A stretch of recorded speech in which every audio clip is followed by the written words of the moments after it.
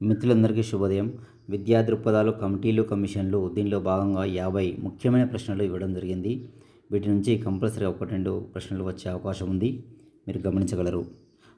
ముందుగా ఒకటో ప్రశ్న, ప్రాథమిక విద్యా సంబంధం ఉన్న భారతీయ నాయకులలో ఒకరు ఈ క్రింది వారిలో? Answer A Gokhale. రెండో ప్రశ్న, గోపాలకృష్ణ గోఖలే ఎందులో సభ్యుడిగా చేరారు? Answer B imperial legislative council. Third question, Gopalakrishna Gokhale ఏ సంవత్సరంలో ఇంపీరియల్ లెజిస్లేటివ్ కౌన్సిల్కి సభ్యుడు చేరాడు? Answer C 1910. మరి ఇప్పుడు నాలుగో ప్రశ్న, నిరక్షరాస్యులు అమాయకులు ఉన్న జాతి సంపూర్ణమైన అభివృద్ధి సాధించలేదు, పోటీ పడలేరు అని వాదించిన వారు? 4 ఆన్సర్ ఏ గోఖలే. 6 నుంచి 10 సంవత్సరాల బాలబాలికలందరికీ ఉచిత నిర్బంధ ప్రాథమిక విద్య అని కేంద్ర ప్రభుత్వం ప్రాథమిక విద్యకు ఒక శాఖను ఏర్పాటు చేయాలని సూచించిన వారు? 5 ఆన్సర్ ఏ గోఖలే. 6వ ప్రశ్న, ప్రాథమిక విద్య నిర్వహణ కోసం చేసే ఖర్చులు స్థానిక సంస్థలు, ప్రభుత్వం ఎంత నిష్పత్తి భరించాలని సూచించారు? Answer C 1:2. 7వ ప్రశ్న, గోఖలే ప్రాథమిక నిర్బంధ విద్య బిల్లును తిరిగి ఎప్పుడు ప్రవేశపెట్టారు? Answer B 1911.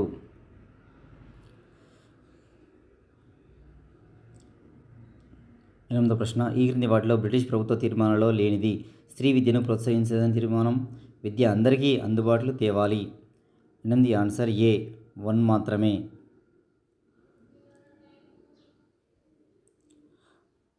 9వ ప్రశ్న, 1911 బ్రిటిష్ తీర్మానంలో సరైన గుర్తించండి. 1 ఉపాధ్యాయులు విద్యార్థుల నిష్పత్తి 1:30 లేదా 1:40 ఉండాలి.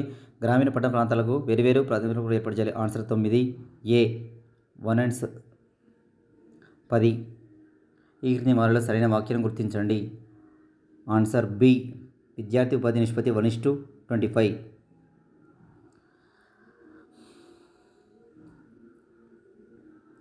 11వ ప్రశ్న, 1919లో బ్రిటిష్ ప్రభుత్వం చేసిన చట్టం? ఆన్సర్ ఏ రౌలత్ చట్టం.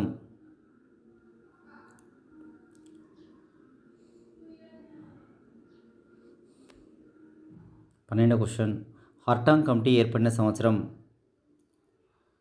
1929.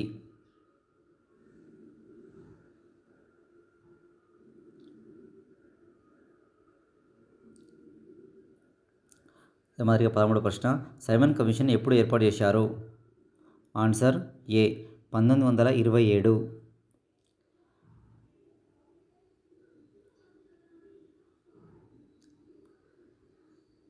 14వ ప్రశ్న, రౌలత్ చట్టం పనితీరుని మెరుగుపరుచుకోవడానికి బ్రిటిష్ ప్రభుత్వం చేసిన చట్టం? Answer A Simon commission.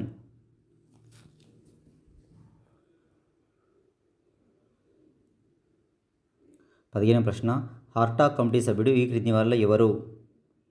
Answer C sir Philip హార్టాంగ్.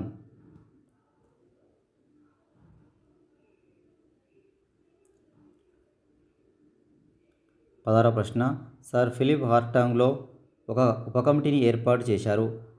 ఆ కమిటీ పేరు? ఆన్సర్ ఏ హార్టాగ్.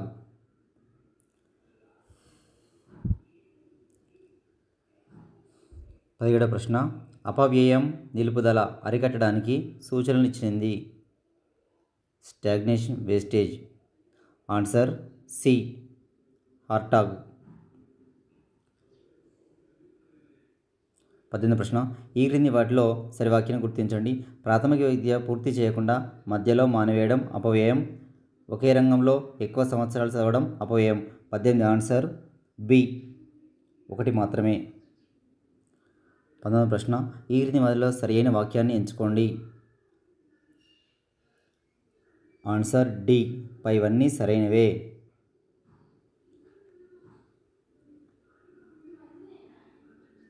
20వ ప్రశ్న, 1952లో మద్రాస్ యూనివర్సిటీ వైస్ ఛాన్సలర్ ఎవరు? ఆన్సర్ ఏ మొదలియార్.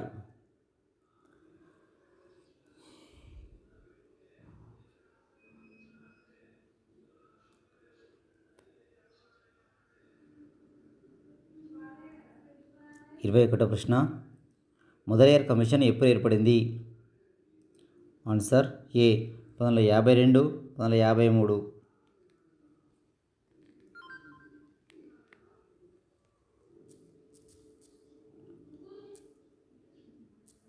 మొదలయ్యార్ కమిషన్ అధ్యక్షుడు ఎవరు? ఎవరైనా ఆన్సర్ బి ఏ లక్ష్మణ సాయి.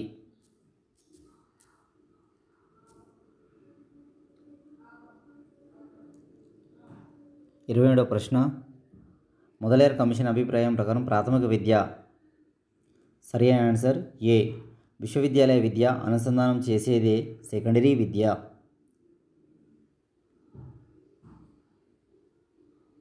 24 ఈ క్రింది వానిలో మొదలయ్యార్ కమిషన్ విద్యా లక్ష్యం.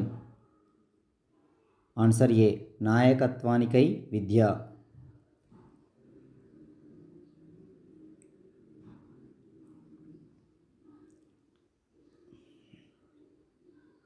25వ ప్రశ్న, జాతీయ మూల్యాంకన సంస్థని ఏర్పాటు చేసిన కమిషన్. ఆన్సర్ ఏ మొదలియార్.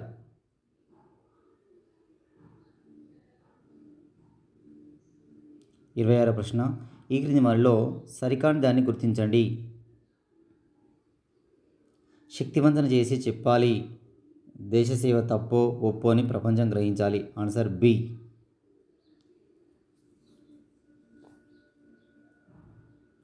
27వ ప్రశ్న, ప్రజాస్వామ్య పౌరసత్వాన్ని అభివృద్ధి పరచడం అనేది ఏ కమిషన్ విద్యా లక్ష్యం? Answer B Lakshmana Swamy. 28వ ప్రశ్న, ఈ క్రింది వానిలో మొదలియార్ విద్యా లక్ష్యాలలో లేనిది. 1 వృత్తి సామర్థ్యాన్ని మెరుగుపరచడం, 2 నాయకత్వ విద్యకు విలువకపోవడం. ఆన్సర్ ఏ 2 మాత్రమే.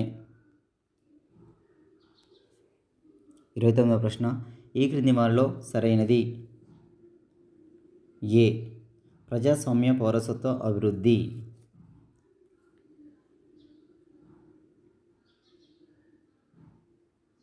30వ ప్రశ్న, ఈ క్రింది వానిలో సరికాని వాక్యాన్ని గుర్తించండి. ఆన్సర్ ఏ 1918 సంవత్సరంలో బ్రిటిష్ ప్రభుత్వం రౌలట్ చట్టం చేసింది.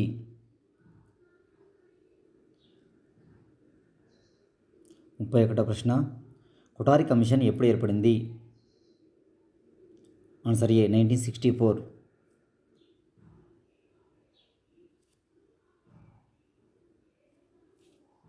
32వ ప్రశ్న, కొఠారి కమిషన్కి అధ్యక్షుడు ఎవరు?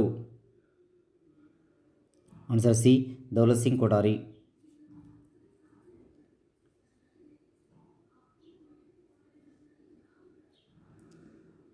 33వ ప్రశ్న, డాక్టర్ దౌలత్ సింగ్ కొఠారి అధ్యక్షతన ఏర్పడిన భారతీయ విద్యా కమిషన్ ఎప్పుడు ఏర్పడింది? 33 ఆన్సర్ డి జూలై 14, 1964.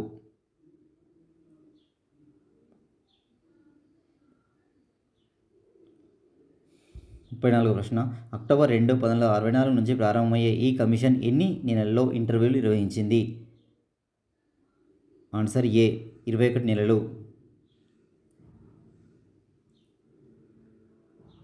35వ ప్రశ్న, కొఠారి కమిషన్ ఎంతమందిలో ఇంటర్వ్యూలను నిర్వహించింది?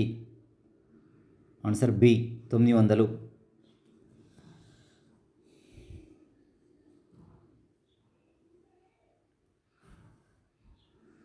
36వ ప్రశ్న, 1966 జూన్ 29న కొఠారి కమిషన్ తన నివేదికను సమర్పించినప్పుడు ఉన్న అప్పటి కేంద్ర విద్యాశాఖ మంత్రి ఎవరు?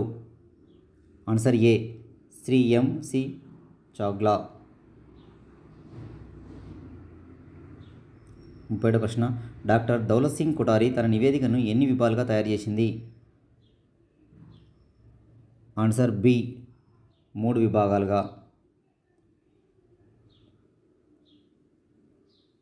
38వ ప్రశ్న, కొఠారి కమిషన్ ప్రకారం మొదటి అధ్యాయంలో ఏమి ఉన్నది? ఆన్సర్ ఏ విద్యా పునర్నిర్మాణ ప్రక్రియ.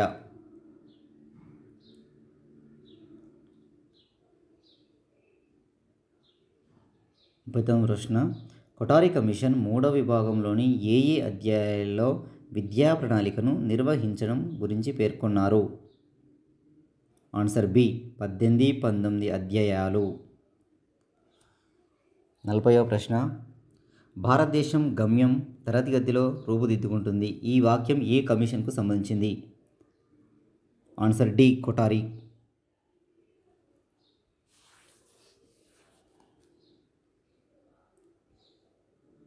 41వ ప్రశ్న, కొఠారి కమిషన్ ఏ పేరుతో సమగ్ర నివేదికను అప్పటి కేంద్ర విద్యాశాఖకు సమర్పించింది? ఆన్సర్ ఏ విద్య, తీయ వికాసం లేదా అభివృద్ధి.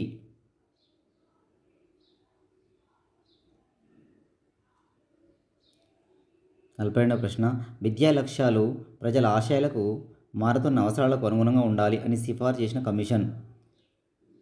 Answer D Kothari commission.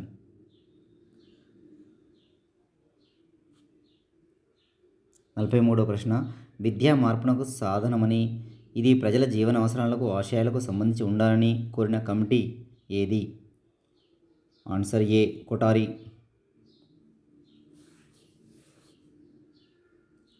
44వ ప్రశ్న, కొఠారి ప్రకారం బోధించే ఉపాధ్యాయులకు ఎన్ని సంవత్సరాల శిక్షణ అవసరమని పేర్కొంది? ఆన్సర్ సి 2 సంవత్సరాలు. 45వ ప్రశ్న, స్త్రీ యూనివర్సిటీ కోర్సును కాలేజీ పరిధి నుంచి తప్పించి పాఠశాలకు బదిలీ చేయాలని సిఫార్సు చేసిన కమిషన్ ఏది? Answer C Kothari.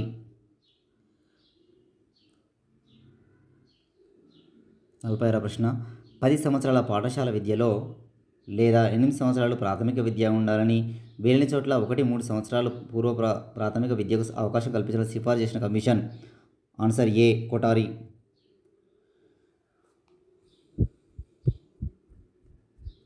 47వ ప్రశ్న, మొట్టమొదటి జాతీయ విద్యా విధానం ఎప్పుడు ఏర్పడింది? Answer B 1968.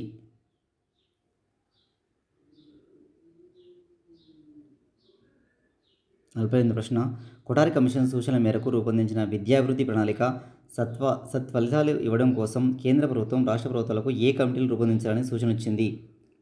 ఏ 1968 జాతీయ విద్యా విధానం.